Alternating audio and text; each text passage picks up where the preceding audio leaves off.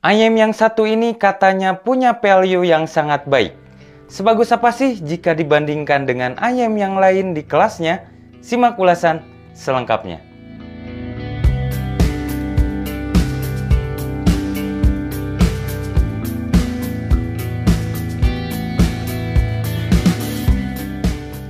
Halo semuanya, balik lagi dengan Lopins Audio. Oke, kali ini saya akan bahas satu ayam yang belakangan ini cukup hype di kalangan atau di komunitas audio.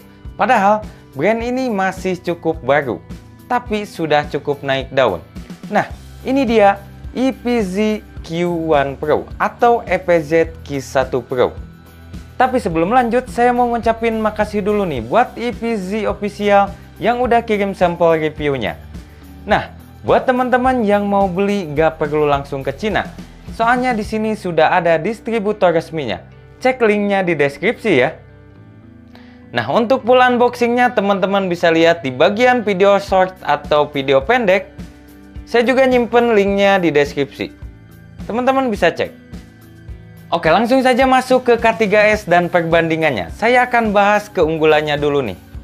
Yang pertama adalah packaging, isi, dan kelengkapan di dalam boxnya cukup baik. Ya, walaupun gak dikasih hard case, tapi ini masih oke lah. Keunggulan yang kedua adalah build quality dan desain.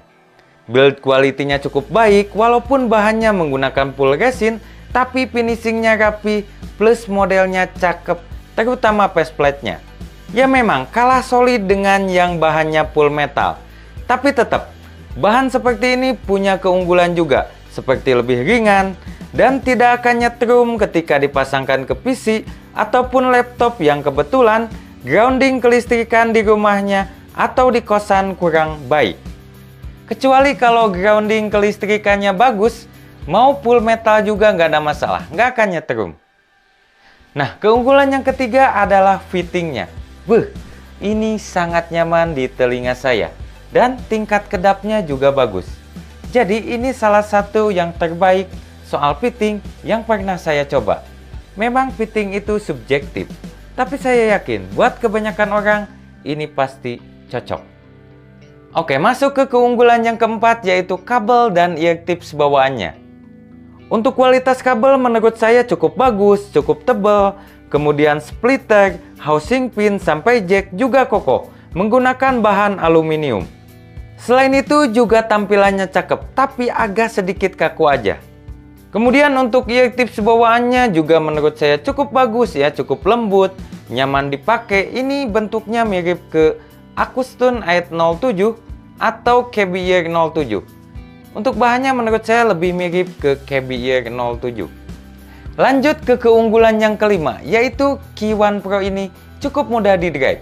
Jadi buat teman-teman yang source-nya hanya punya HP tanpa DAC atau dongle yang tanpa DAC, ini masih oke-oke aja, masih ngangkat. Tapi tetap baiknya pakai DAC supaya potensinya lebih maksimal. Nah, keunggulan yang keenam yaitu Q1 Pro ini punya tuning atau karakter audio yang shape tuning atau tonal yang aman bagi kebanyakan orang. Cukup balance, cukup warm atau hangat, kemudian smooth atau halus dan bersih. Oke, untuk keunggulan yang ketujuh adalah ini nih, yang cakep atau spesial yang ada di Q1 Pro ini. Kualitas vokalnya bisa dibilang sangat baik di kelas ini. Cukup tebal, tapi bukan yang tebal-tebal banget. Sweetnya ada, kemudian keseimbangan vokal cewek dan cowoknya juga bagus. Ya walaupun agak condong atau sedikit lebih mengunggulkan vokal cewek, tapi untuk bobot vokal cowoknya juga bagus. Selain itu vokalnya natural, kemudian sangat minim sibilan ataupun sauti. Jadi ini jelas saingan Tanjim Ola soal kualitas vokal. Nanti akan saya bahas di perbandingan. Nah, sebelum masuk ke kelemahan, saya akan bahas dulu overall kualitas audionya. Jadi overall tonalnya ini sangat mirip ke Harman Tuning. Kalau teman-teman pernah punya atau pernah nyoba Cellnote Zero, ini bisa dikatakan tonalnya sangat mirip. Yang membedakan di Cellnote Zero lebih tipis aja bobotnya dan kalah secara teknikalitas. Oke, saya mulai dari bassnya. Untuk kuantitas bassnya cukupan aja, tapi kualitasnya bagus. Bersih, cukup tight, cukup gesit, dan kontrolnya bagus. Deep atau kedalaman bassnya cukup bagus dan rumble-nya juga cukup baik. Nah, untuk bagian mid-nya cakep, udah saya bahas tadi di keunggulan nomor 6. Intinya, kualitas vokalnya bagus. Kemudian, treble-nya bersih, smooth, atau halus, tapi detailnya masih bagus. Ekstensi dan clarity-nya juga cukup baik, gas sampai roll off, ya walaupun terasa kurang energik. Nah, untuk kemampuan teknikalitasnya ini termasuk cukup bagus di kelasnya. Utamanya di bagian soundstage yang cukup melebar. Untuk depth atau kedalamannya lumayan bagus, tapi berasa kurang megah aja, atau agak sedikit flat. Kemudian untuk separasinya bagus, tapi imagingnya terasa agak biasa aja. Jadi untuk kemampuan teknikalitasnya menurut saya cukup bagus, tapi tentunya bukan yang terbaik di kelas ini. Oke, sekarang lanjut ke kelemahannya nih.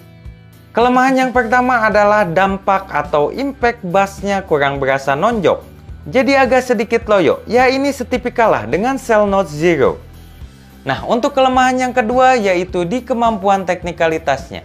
Memang soundstage-nya ini melebar, tapi terasa kurang megah dan agak flat gitu. Kemudian untuk imagingnya juga terasa biasa aja, tapi bukan yang jelek juga. Kemudian untuk kelemahan yang ketiga yaitu kabelnya. Walaupun kualitasnya bagus, tapi agak kaku aja. Oke, untuk kelemahan lainnya saya belum nemu, tapi saya punya nitpick atau unek-unek pribadi. Nah, untuk nitpicking yang pertama yaitu ayam ini kurang energik. Di bawah musik rock atau metal agak kurang menggigit aja. Tapi ayam ini sebenarnya bukan tipikal yang ngebosenin juga. Soalnya upper beat-nya juga sedikit di boost. Jadi adalah sedikit energiknya. Kemudian nitpicking yang kedua adalah masalah aksesoris. Menurut saya lebih bagus dikasih hardcase, jangan pouch kain seperti ini.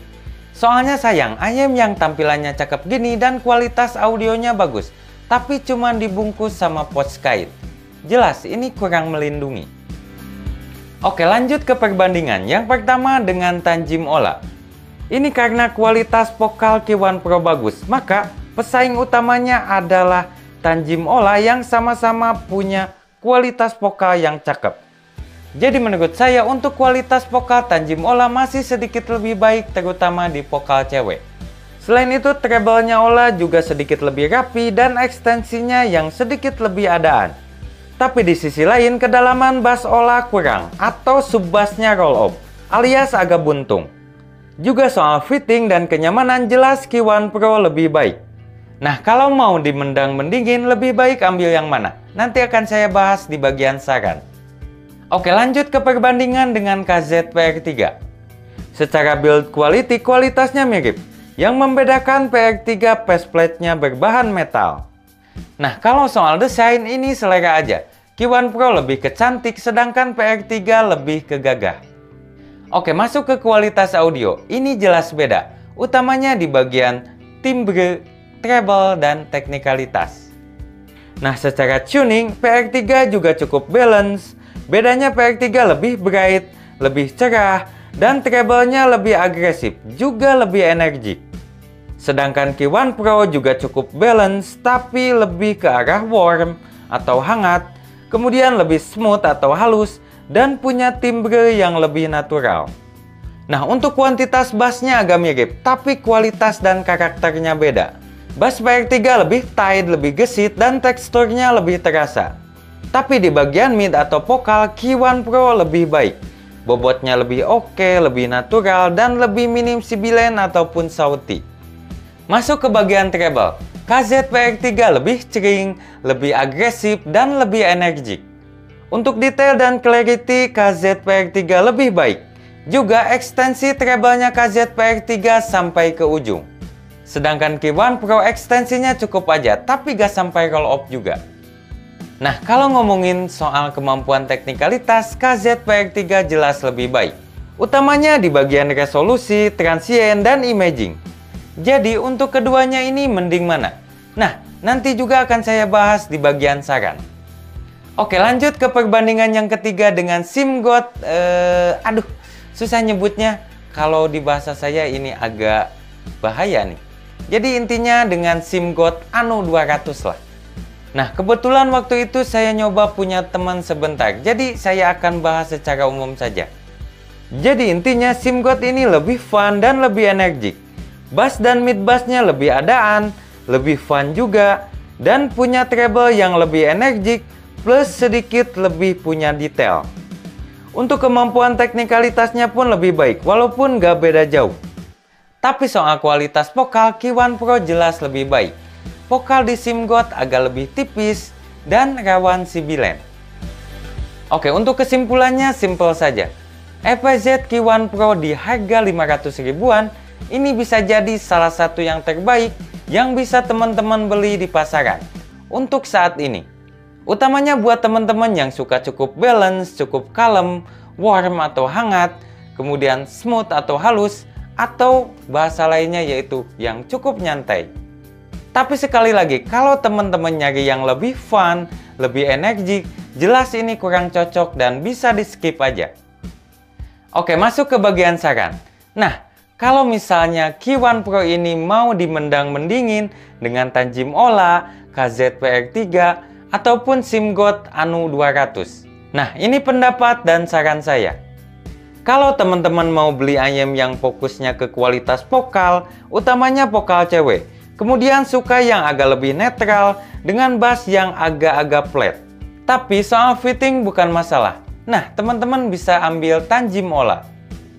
Nah, kemudian kalau teman-teman maunya yang fokus ke kemampuan teknikalitas dan lebih gesit buat ngejar double pedal, kemudian energik dan lebih mudah menangani musik-musik yang cepat dan kompleks, tapi tidak terlalu peduli dengan timbre dan treble yang agresif yang mungkin bakal kerasa untuk kebanyakan orang. Nah, saran saya ambil KZPR3. Selain itu, kalau teman-teman maunya yang lebih terasa fun dan energik, juga punya kemampuan teknikalitas yang sedikit lebih baik dibandingkan Ola ataupun Q1 Pro, tapi tidak mengutamakan kualitas vokal. Nah, teman-teman bisa ambil SIM GOT Anu 200. Tapi kalau teman-teman pengen dapat kualitas vokal yang selevel dengan Tanjim Ola, tapi pengen sub-bassnya lebih terasa dibanding Tanjim Ola, kemudian fittingnya paling nyaman dibanding yang lainnya, dan gak terlalu peduli dengan kemampuan teknikalitas, ambil aja EPZ Q1 Pro ini, gak akan nyesel. Intinya keempat ayam tadi sama-sama bagus di kelasnya, tapi bagaimana teman-teman bisa menentukan untuk kebutuhannya masing-masing, itu yang penting. Tapi untuk lebih baiknya teman-teman mending coba langsung, misalnya di toko-toko audio yang nyediain unit demo atau di Meet komunitas audio. Oke, itu saja yang bisa saya bahas. Makasih buat yang udah nonton. Sampai jumpa lagi di next video. Salam Lopins Audio.